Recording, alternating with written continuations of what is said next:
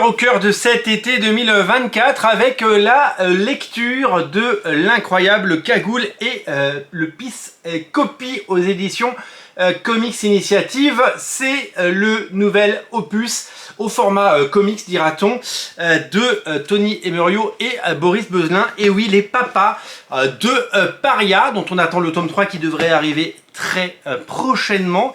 Eh bien, on fait un petit pas de côté pour nous proposer une aventure inédite de ces deux personnages que vous avez certainement vu dans le second tome de Paria, qui évidemment ont droit maintenant à leurs propres aventures. En fait, les auteurs ont décidé de choses, de raconter des histoires sur ces deux personnages en marge évidemment de l'histoire principale Paria, et aussi en ce qui concerne ce premier tome, je ne sais pas ce qu'il en sera de la suite, et bien de proposer ça en bonus pour les gens qui ont contribué sur Ulule au tome 3. Moi j'ai commandé le tome 3, je devrais le recevoir eh bien à sa sortie, mais je n'ai pas résisté à l'occasion de mon passage en librairie ce week-end.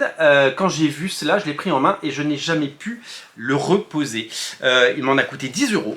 C'est une bande dessinée d'une trentaine de pages en noir et blanc dans un petit format souple, un petit format qui, je l'espère, fera école, parce que une histoire complète dans ce format et avec cette qualité, eh ben moi je suis prêt à mettre 10 €, voilà, tout simplement, je vous le dis. Paria, c'est une aventure steampunk dessinée par Boris Bezelin sur un scénario de Tony Emerio. C'est un véritable coup de cœur depuis sa sortie. Il y aura 4 tomes a priori, le 3e est en cours de réalisation, il sortira très prochainement. C'est un véritable coup de cœur parce que c'est fait partie de ces bouquins que j'ai lus eh bien d'une traite. D'abord pour son traitement graphique bien entendu, et parce que j'ai eu un véritable coup de cœur. Il y a des bandes dessinées, vous les prenez en main, d'abord elles vous plaisent parce que la couverture est chouette, parce que c'est appétissant, et parce que quand vous commencez à le lire, eh bien vous ne pouvez pas vous arrêter. Je me souviens que quand j'ai lu le tome 1 de Paria, j'étais dans le train, j'avais 40 minutes de train devant moi et je l'ai dévoré. J'ai tout lu en 40 minutes et j'avais pas envie que le train arrive avant que j'ai terminé. Vous voyez ce que je veux dire? C'est-à-dire que quand vous êtes pris par la lecture, eh bien, plus rien n'a d'importance. C'est le genre de bouquin qui vous fait rater votre arrêt. J'étais évidemment excité comme une puce au salon de la moquette à l'idée de découvrir le tome 2 qui propose bien entendu eh bien, la suite des aventures, mais aussi quelques pas de côté, quelques histoires courtes ça et là avec des dessinateurs invités, et donc la première apparition de la Cagoule et du Peace Copy. J'ai la chance d'avoir le tome 2 dédicacé par les deux auteurs, puisque Tony Emerio est également dessinateur. Vous connaissez certainement son travail, sinon je vous invite à le découvrir. Tout ça pour vous dire, avant de vous parler de la Cagoule et du Peace Copy, que Paria, c'est une véritable et formidable lecture. C'est-à-dire que vous avez peut-être raté ce bouquin à l'occasion des 3 premières campagnes Ulule. Vous avez peut-être raté ce bouquin qui est sorti, qui est disponible en librairie. Vous pouvez le commander chez votre libraire. Il y aura une séance de rattrapage avec une 4e campagne Ulule dans quelques mois, je l'espère. Et c'est un bouquin qui véritablement eh bien, va vous séduire et qui va vous envoûter, parce que c'est un imaginaire incroyable et un pari évidemment fantasmé. C'est un style graphique absolument génial, et puis il y a ce côté steampunk qu'on aime particulièrement. Les dessins sont vraiment incroyables. Il y a un côté Mike Mignola, il y a un côté Gabriel Ba et Fabio Moon. C'est véritablement cette école de dessin qu'on aime vraiment. Un petit côté également Fred Bones, hein, vous le savez, le dessinateur de Blood Moon. Fred Bones qui a fait la bande dessinée Dessous, qui était déjà sortie une première fois chez Sanda Wave, et le dernier tome n'était jamais sorti, l'intégrale sortira l'année prochaine, je crois début 2025 chez Comics Initiative.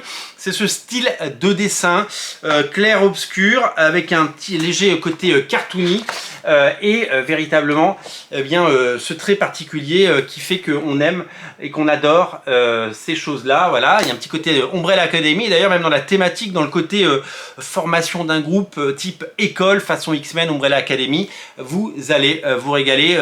Voilà, elle ne s'appelle pas les mutants, elle s'appelle les parias. Ils ont tous des aptitudes et ils vont être manipulés puis épris de liberté. Vous le découvrez bien assez tôt. Quand j'ai pris ce bouquin en main, eh bien, j'ai eu un véritable coup de cœur, je vous l'ai dit, et je pèse mes mots quand je vous dis ça.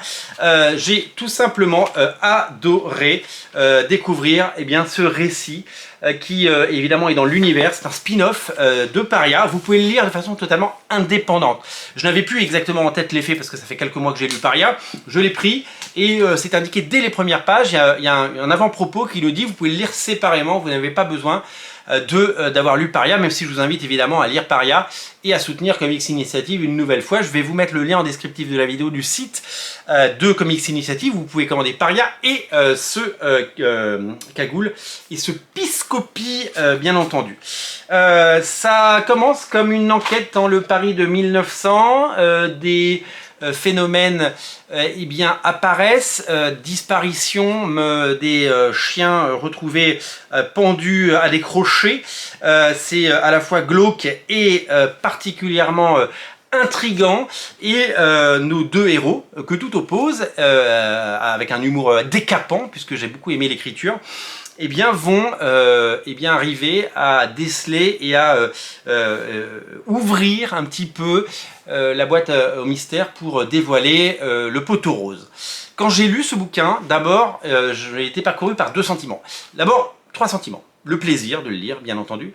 En plus, après, je me suis dit, écrire une histoire comme ça sur 30 pages, avec un début, un milieu, une fin, une histoire autocontenue, avec des protagonistes qui vous sont présentés, avec une histoire qui avance, une conclusion et peut-être une ouverture sur une potentielle suite, ou en tout cas vers de nouvelles aventures. Réussir à condenser tout ça dans 30 pages avec talent et brio, eh bien, il en faut du talent, parce que je sais que je connais la difficulté d'écrire et d'essayer de faire des histoires. Le travail de Tony et Muriot là-dedans, il est exceptionnel, parce que c'est limpide, c'est fluide, c'est quelque chose qui se lit magnifiquement bien, et c'est quelque chose qui se lit avec un plaisir absolument incroyable. Et donc du coup, pour arriver à ce plaisir de lecture du lecteur, en amont, le scénariste s'est vraiment gratté la tête et a vraiment réussi à nous faire quelque chose d'étonnant. En plus, graphiquement, je vous le dis, c'est tout simplement époustouflant. Quand je lis ce récit, qui en appelle d'autres, bien entendu, cette histoire de 30 pages, qui réussit à nous emballer, à nous emporter sur seulement 30 pages, eh bien, je ne peux pas penser à autre chose qu'à Hellboy. Hellboy, vous le savez, c'est une succession d'histoires courtes. Il y a eu légion de one-shot, il y a eu des séries en 2 numéros, des séries en 3 numéros, il y a des séries un petit peu plus longues au départ. Hellboy, quand Michael Mignonard a une histoire à raconter, eh bien, il est capable de le faire sur quelques pages. On pense à Crooked Man, qui va être adapté au cinéma avec Richard Corben au dessin. Eh bien, il y a tout. Il y a tous les éléments dans 25-30 pages. Il arrive à nous raconter une histoire. Eh bien, j'ai retrouvé le même plaisir et peut-être une sorte de filiation dans ce récit. Quand je vous dis que c'est un véritable coup de cœur, je ne vous mens pas. J'ai vraiment adoré.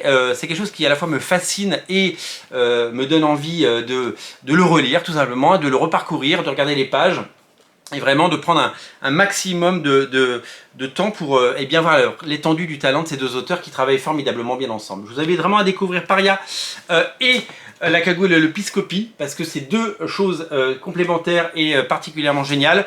Si vous n'avez pas encore découvert ça, eh bien faites-le. Je l'ai toujours dit, hein, je l'ai dit à Michael Jérôme, je l'ai dit à Tony, c'est cette BD qui marche bien sur Ulule, elle marche très très bien, elle mérite plus de lecteurs. Elle mérite véritablement plus de lecteurs, et j'espère qu'un jour elle en aura encore plus, parce que ce serait mérité. Lisez, soutenez, découvrez, soyez curieux, c'est l'été, régalez-vous avec Paria et cette nouveauté, la cagoule et le piscopie, la cagole. Vraiment c'est un récit qui devrait vous séduire si vous aimez ces univers-là. Eh bien, vous êtes à un clic du bonheur, voilà, tout simplement. Un lien en descriptif de la vidéo. Salut!